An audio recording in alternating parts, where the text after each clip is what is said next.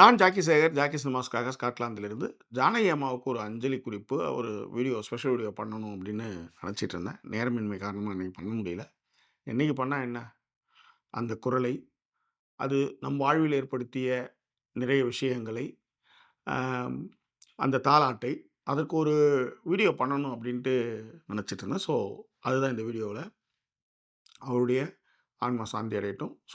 விரிவான ஒரு பார்வைக்கு ஸ்ட்ரெய்ட் வித் அஸ்.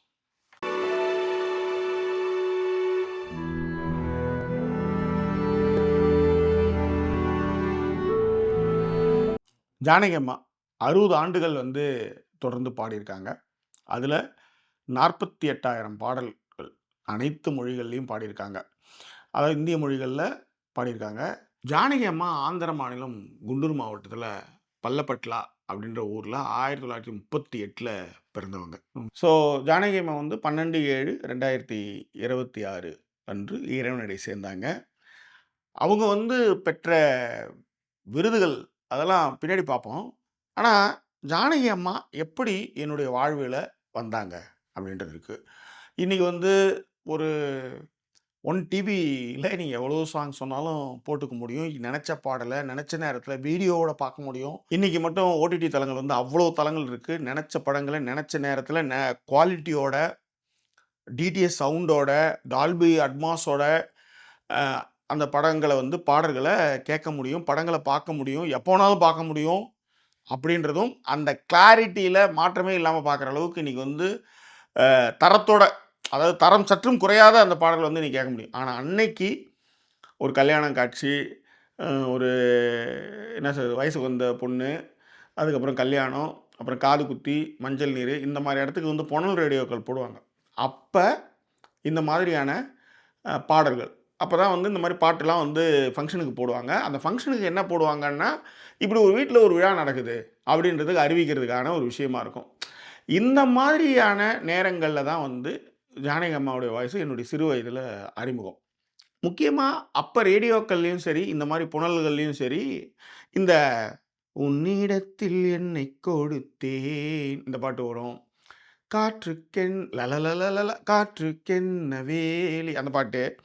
அதுக்கப்புறம் "தூக்கமும் கண்களை தழுவட்டுமே இந்த அந்த பாட்டுலயும் அவங்க அற்புதமான விஷயத்த பண்ணியிருப்பாங்க. இந்த பாடல்லாம் ரேடியோக்கள்ல அப்பப்போ வரும். ஆனா, புதிய பாடல்கள் கேட்கறதுன்னா, ரேடியோல 1 வருஷமோ அதுக்கப்புறம் தான் வரும். இப்பலாம் பாட்ட ரிலீஸ் பண்ணிட்டு தான் அதுக்கப்புறம் படமே வருது.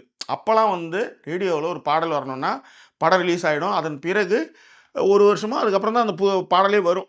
அதுக்கப்புறம் தொலைக்காட்சி வந்ததுக்கப்புறம் தான் ஒளியும் ஒலியும்ல ஒரு படம் ரிலீஸ் ஆச்சுன்னா, அந்த படத்தினுடைய பாடல் ஒளியும் ஒலியில போட ஆரம்பிச்சாங்க. அதுக்கு முன்னாடிலாம் பார்த்தீங்கன்னா, இந்த இந்த இந்த இந்த இந்த என்னது கேந்திரையாவா, அது ஏதோ ஒண்ணு, இந்த ஆல் இண்டியா ரேடியோவா, அதில இவனுங்க நெறைய சட்டதிட்டங்கள்லாம் வச்சிருந்தாங்கன்னு வச்சுக்கோங்களேன்.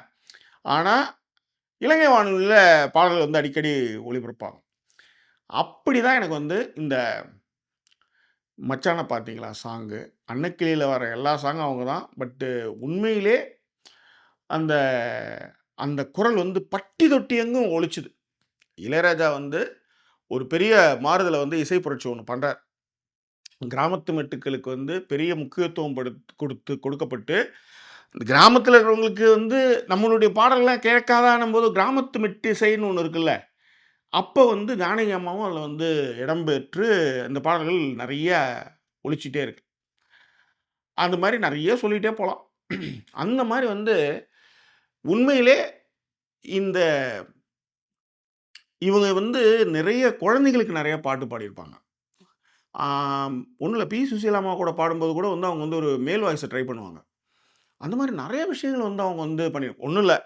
"கறவ மாடு 3 காளமாடு 2" மகளிர் மட்டும் பாட்டு இருக்குல்ல. அதுல 3 லேடி ஆர்டிஸ்ட்டுக்குமான எல்லா பாட்டு, அதாவது ஊர்வசி, ரோகிணி, இவங்க அது பேர் என்ன? ரேவதி.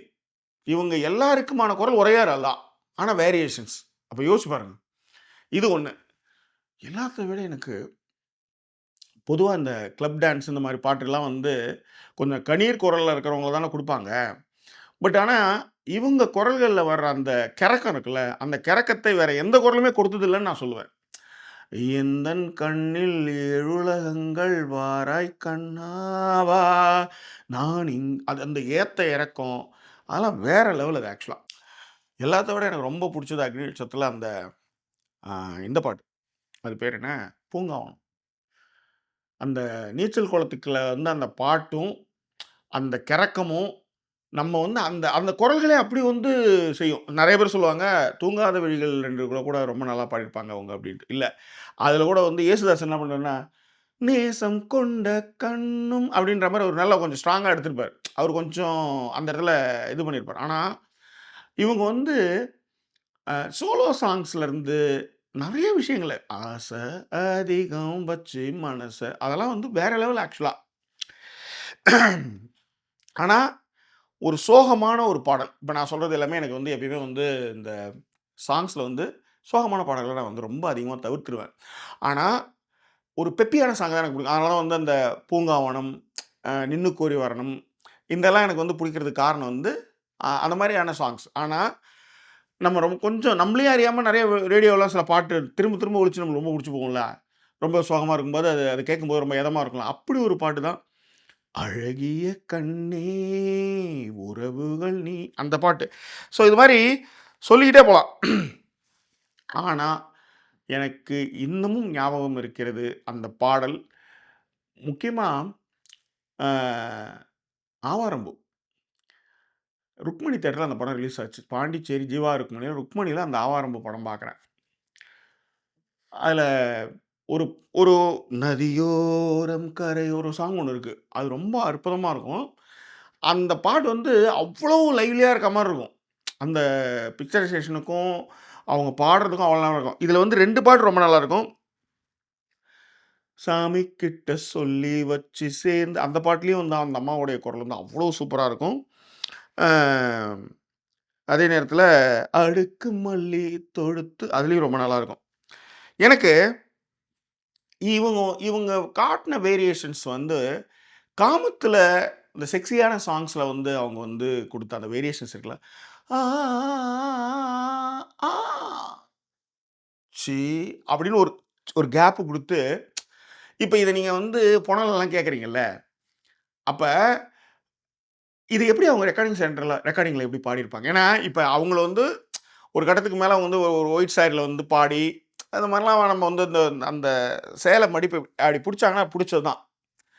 அப்படி பாடுறவங்க, அதே மாரி எஸ்பிபி ஐயாவுக்கும் அவங்களுக்குமான அந்த நட்பு, அவங்களுக்குள்ள அந்த அந்த கலாய்ச்சிக்கிற விஷயங்கள், இதில என்னன்னா, இவங்க வந்து ஒரு பாடல் போட்டிக்கு நடுவரா போறாங்க. அந்த பாடல் போட்டியில பரிசு பெற்றவர் தான் எஸ்பிபி.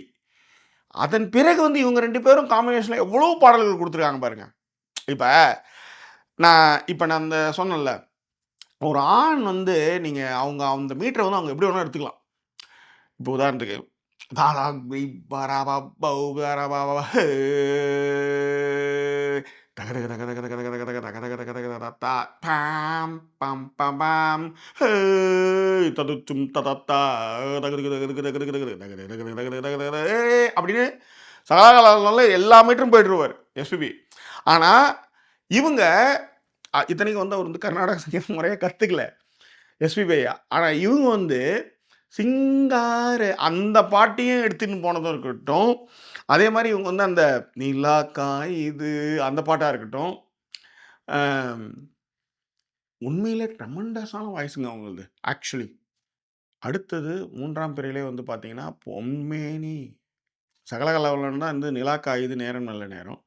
இதே வந்து நீங்க வந்து 3ஆம் பிறையில பொன்மேனி உருகுதே என்ன அதெல்லாம் வேற லெவல் அதெல்லாம். அடுத்தது இந்த பாடல். அதாவது அதிகமாக ஒலித்த ரேடியோ பாடல்ன்றதுல வந்து இந்த பாடவா உன் பாடலை அந்த பாட்டு வந்து அப்பலாம் ரொம்ப ஃபேமஸ். அடுத்தது ஒரு 90ஸ்க்கு அப்புறம் வந்து பார்த்தீங்கன்னா, தூது செல்வதாரடி அடிவான்மதி மதி மதி அது. இதுவே ஜானில காற்றில் எந்தன் கீதம் இது வந்து இந்த ஜானர்லாம் இல்ல. ஒ இது வந்து இந்த ஜானர்லாம் விட்டுடுங்க. ரஹ்மான் வராரு. அதாவது 90, 92க்கு அப்புறம் ரஹ்மான் வராரு. நெஞ்சினிலே நெஞ்சினிலே ஊஞ்சலே, அந்த குரல், அந்த வசீகரம், குழந்தை பாட்டுன்னா அதாவது இந்த பக்கம் செக்ஸியான சாங்ஸ். ஆ யோசிச்சு பாருங்க. அப்படியே daddy daddy oh my daddy அந்த பாட்டு. இந்த மாரி அவங்க வந்து இந்த குட்டி பசங்களுக்கான பாடல்கள பாடுறதா இருக்கட்டும், இரவு நிலவு உலகை அழிக்க அதெல்லாம் வந்து அவ்வளோ என்ஜாய்மென்ட்டான ஒரு சாங் ஆக்சுவலா.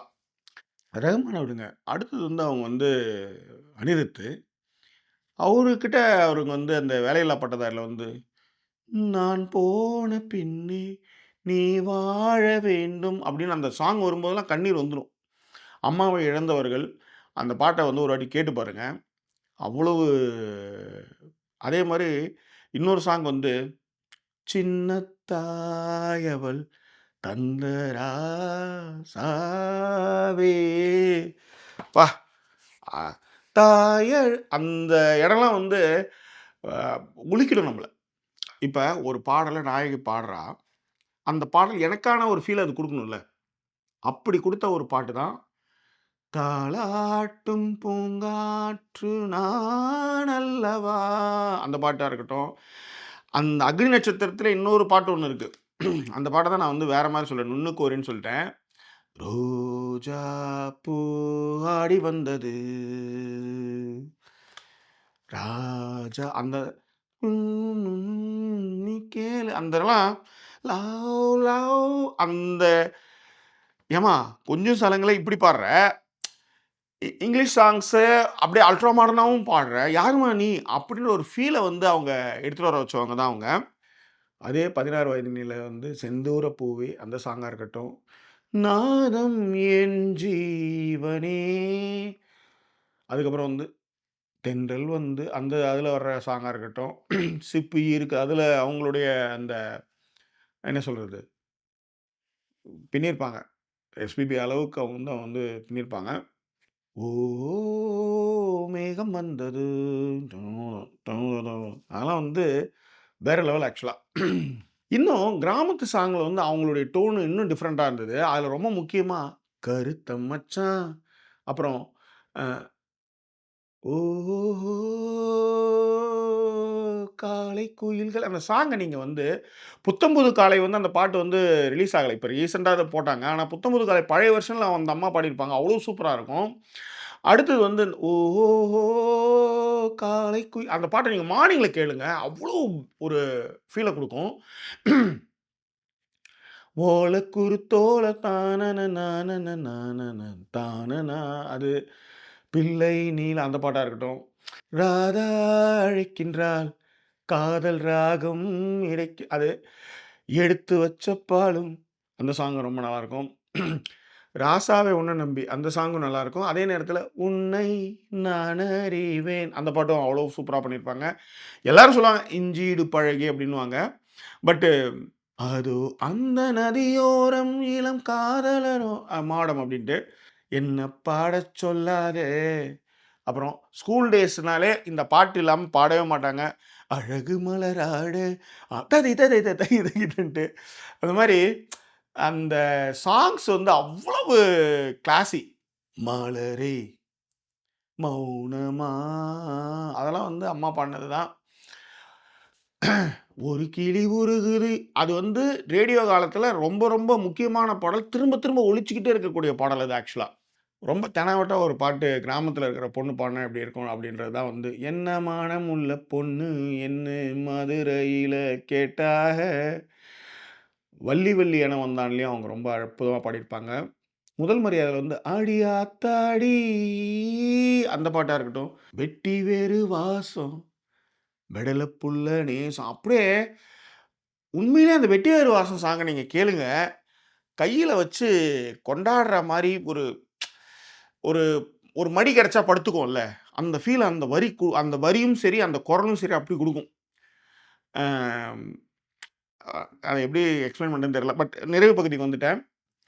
ஒரு பாட்டு எனக்கு எப்பயுமே புடிச்ச ஒரு பாட்டு. அ ராஜா பாட்டுல 2 பாட்டு. அதுல வந்து அந்த பாட்டு வந்து அவங்க பாடல. அது வந்து சித்ரா பாடுனாங்கன்னு நெனைக்கிறேன். ஆள பிறந்த மகராசா அது அவங்க பாடல. ஆனா அந்த பாட்டு எனக்கு ரொம்ப பிடிக்கும். ஒரு அப்பா, அம்மா வந்து நம்மளுக்கு வந்து ஒரு பாட்டு பாடுனா எப்படி இருக்குன்ற மாரி ஒரு ஃபீல் அது குடுக்கும். ஆனா, எனக்கு அந்த படம் வந்து நான் வந்து கடலூர்ல வேல்முருகன் தியேட்டர்ல அந்த படம் பார்த்தேன். இன்னமும் எனக்கு அது அது நிக்குது. இந்த மைண்ட்ல நிக்குது.